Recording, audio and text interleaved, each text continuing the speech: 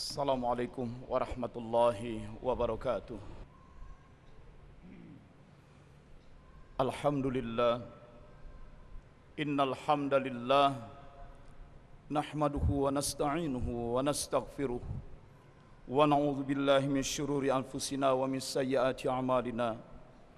May yahdihillahu fala mudhillalah wa may yudlil fala hadiyalah.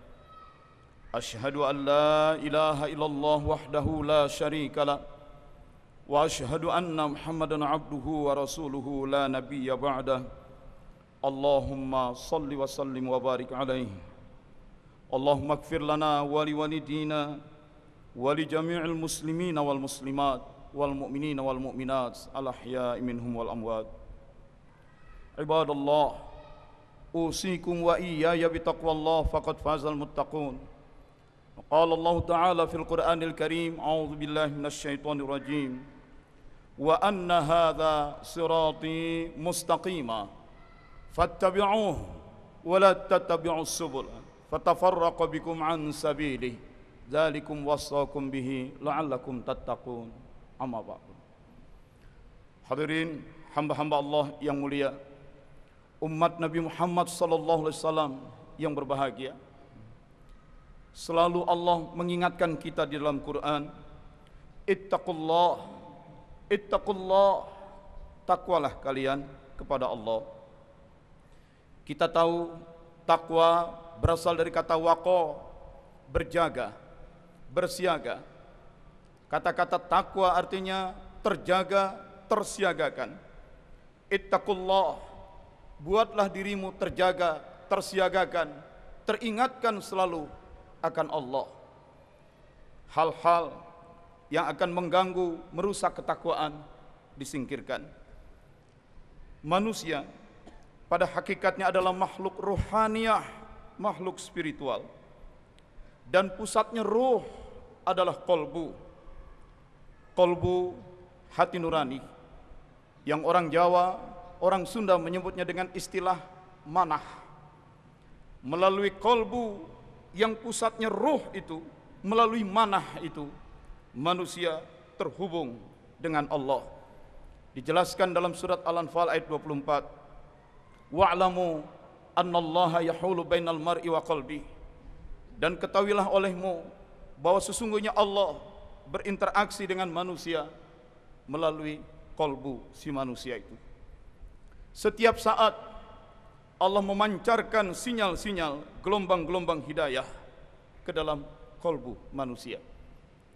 Dan karena itu, ketika Nabi Muhammad SAW banyak ditanya dengan pertanyaan yang rumit-rumit, Nabi menjawab dengan jawaban yang sederhana.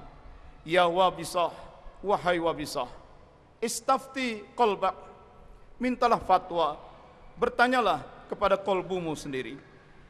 Albirru, suatu kebajikan, suatu kebenaran, suatu kebaikan adalah apa yang menenteramkan kolbumu, dan dirimu pun menikmati ketentraman itu.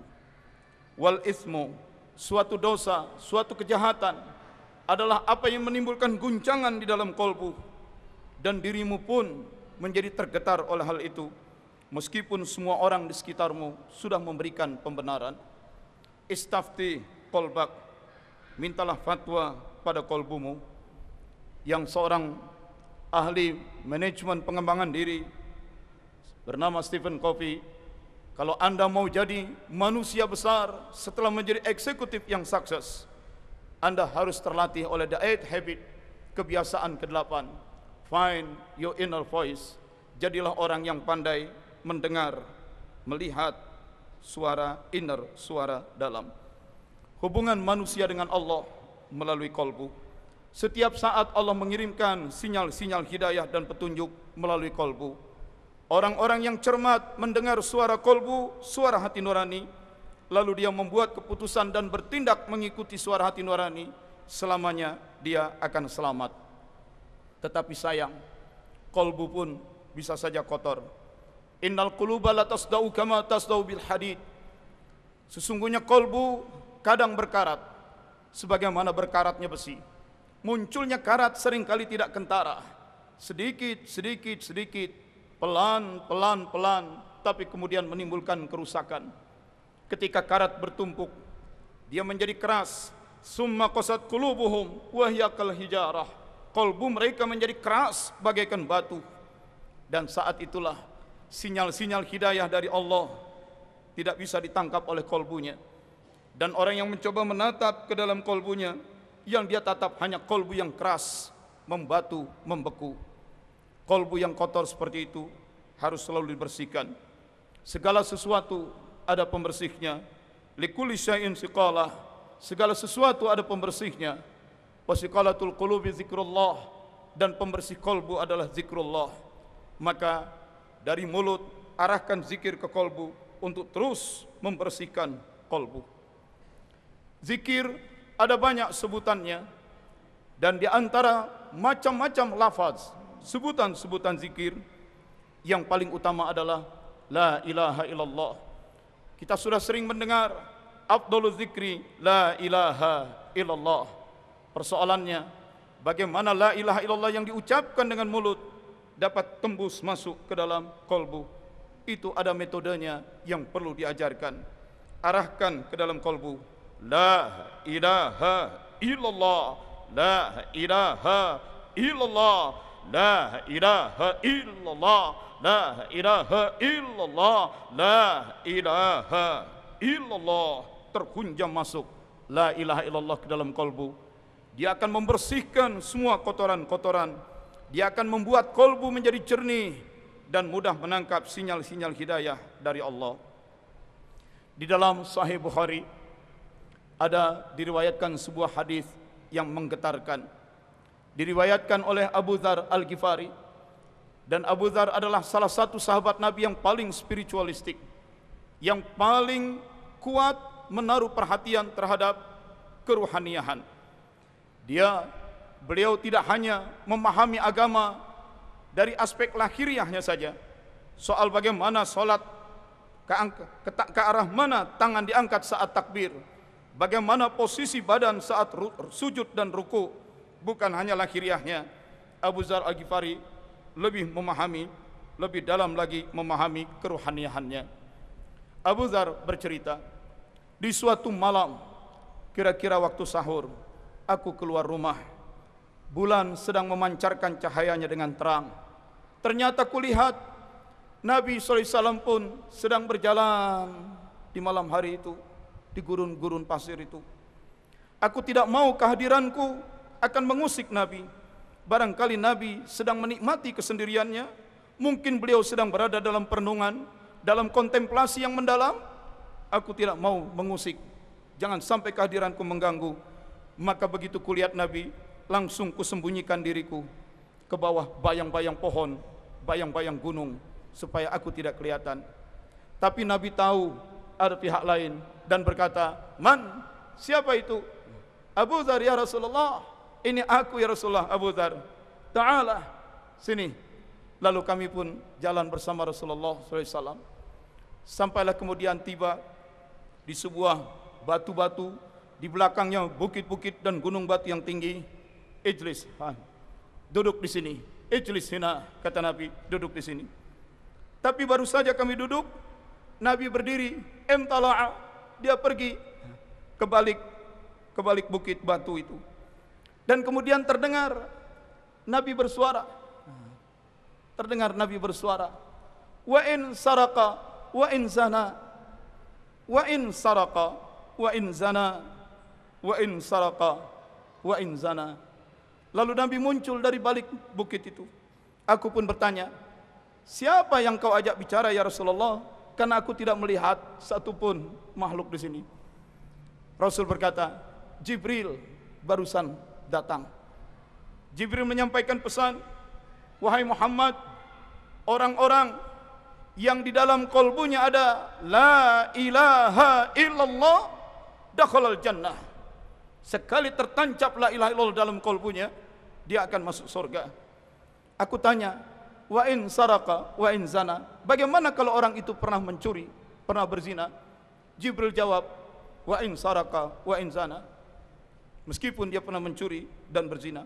Kutanya lagi, "Wa in saraka wa in zana," gimana kalau pernah mencuri dan berzina? Jibril jawab, wa in saraka wa in zana.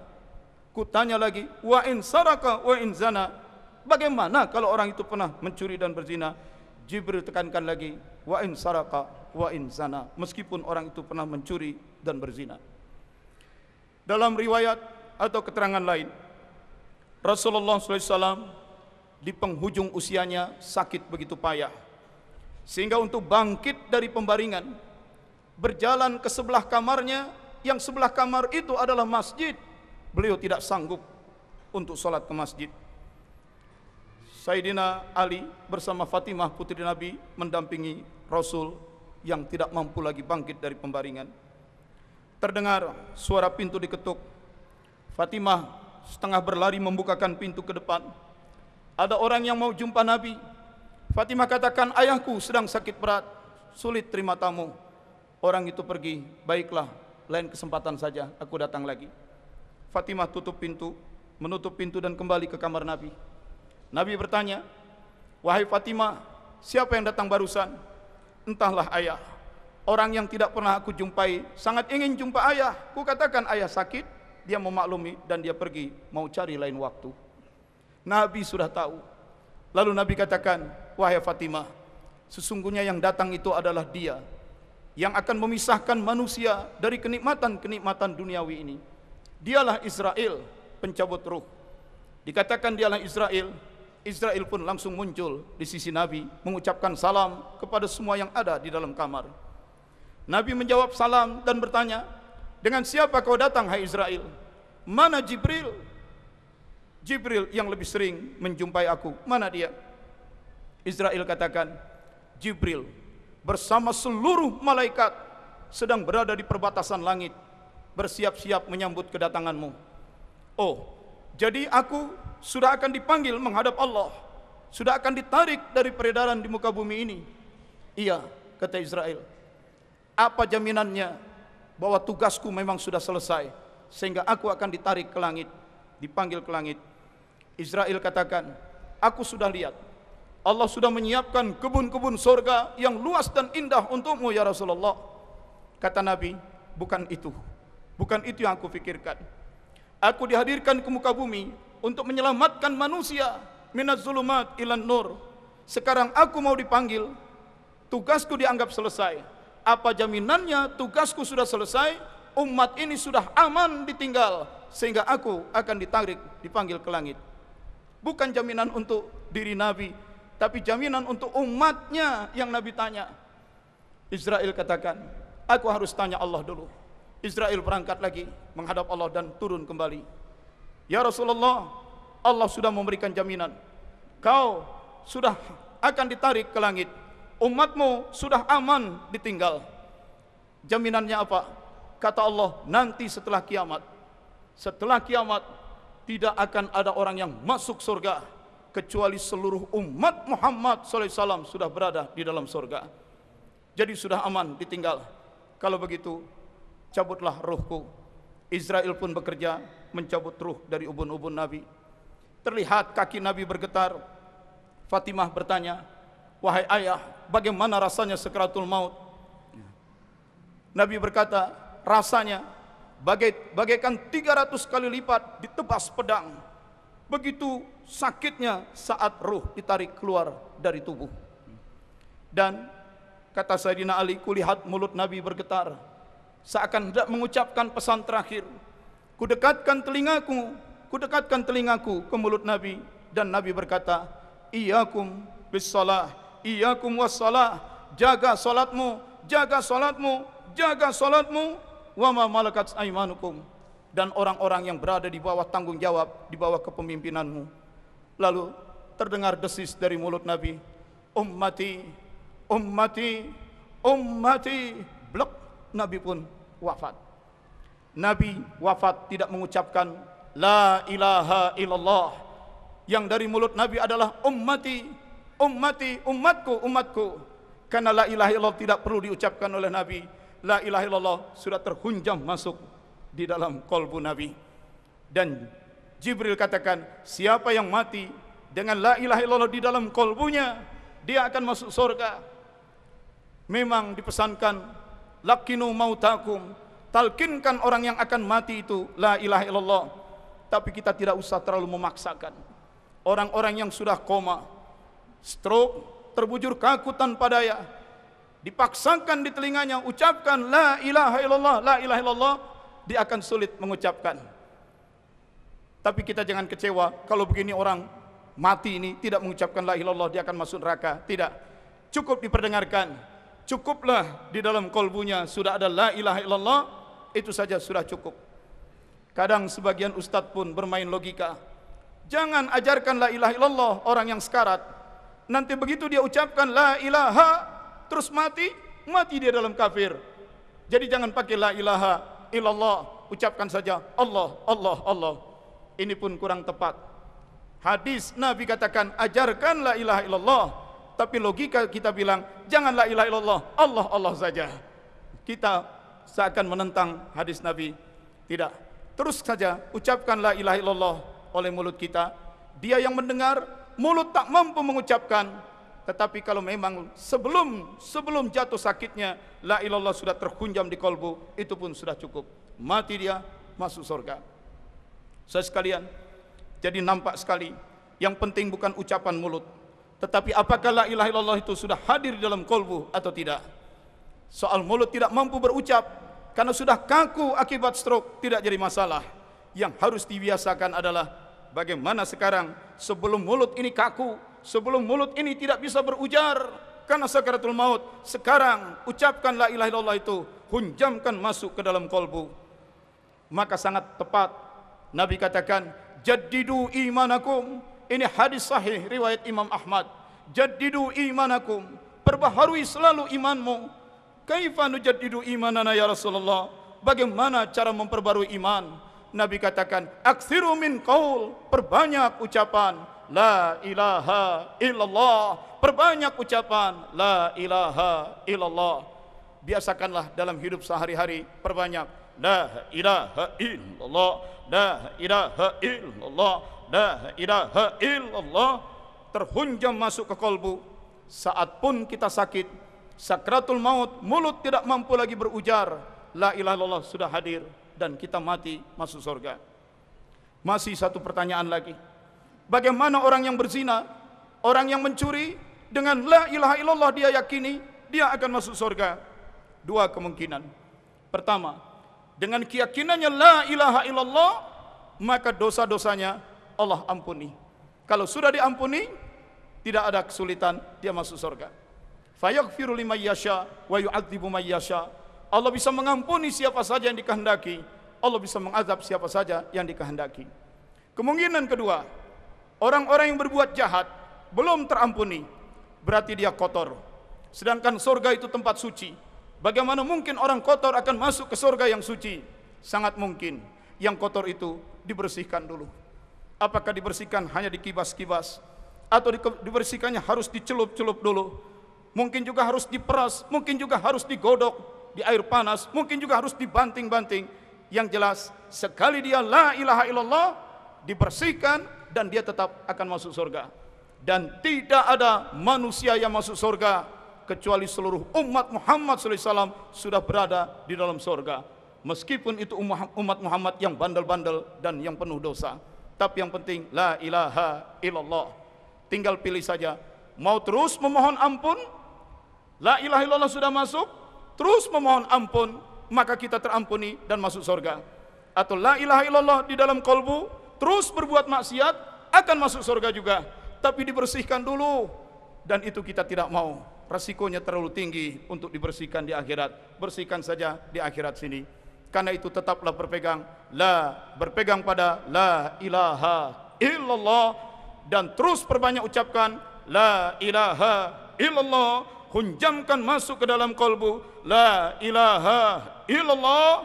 Saat sakratul maut, mulut tak bisa lagi berucap, biarlah kolbu saja yang la ilaha illallah, la ilaha illallah. Kita akan selamat dunia akhirat. Barakallahu li walakum. Semoga Allah memberikan keberkahan untuk saya dan anda semua. Wa nafa'ana minal ayatil Qur'an wa zikril hakim. Semoga Allah memberikan kemanfaatan dari ayat-ayat Quran yang kita kaji bersama. Fastaghfiruh innahu huwal ghafurur rahim. Alhamdulillah, alhamdulillah, wassalatu wassalamu ala rasulillah wa ala alihi wa sahbihi ajma'in. Ibadallah, ittaqullaha haqqa tuqatih wa la tamutunna illa wa antum muslimun. Jangan mati kecuali dalam keadaan muslim. Perkuatlah ketakwaan, dan cara termudah tapi paling efektif mati dalam muslim, mati dalam keadaan takwa. Cara yang paling mudah, terus perbanyak la ilaha illallah, la ilaha illallah. Ittaqullah, bangunlah ketakwaan kepada Allah dengan banyak menzikirkan la ilaha illallah. Astaghfirullahalazim, astaghfirullahalazim, nastaghfirullahalazim, nastaghfiruka ya arhamar rahimin. Amin. Alhamdulillah. Allahumma salli wa sallim wa barik ala sayyidina Muhammadin wa ala alihi wa sahbihi ajma'in wa man tabi'ahum bi ihsanin ila yaumiddin. Allahumma ighfir lana wa li walidina wa li jami'il muslimina wal muslimat wal mu'minina wal mu'minat al ahya'i minhum wal amwat. Allahumma ya qadiyal hajat, Allahumma ya kafiyal muhimmat, Allahumma ya dafi'al baliyat, Allahumma ya rafi'ad darajat, Allahumma ya syafiyal amrad, Allahumma ya mujibad da'wat, Allahumma ya arhamar rahimin. Irhamna, irhamna, irhamna ya rabbal alamin. Rabbana aftah bainana wa baina qaumina bil haqqi wa anta khairul fatihin. Rabbana anzilna munzalan mubaraka wa anta khairul munzilin. Rabbana atina fid dunya hasanah wa fil akhirati hasanah wa qina adzaban nar. Wa'tasimu bihablillah wa sallallahu ala sayyidina Muhammadin wa ala alihi wa sahbihi ajmain. Walhamdulillahi rabbil alamin. Ibadallah, innallaha ya'muru bil 'adli wal ihsan wa ita'i dzil qurba wa yanha 'anil fahsya'i wal munkari wal baghi ya'idzukum la'allakum tadhakkarun. Fadhkurullah wa aqimis shalah, innas salata tanha 'anil fahsya'i wal munkar wa la dzikrullahi akbar wallahu ya'lamu ma tasnaun. Aqimis shalah.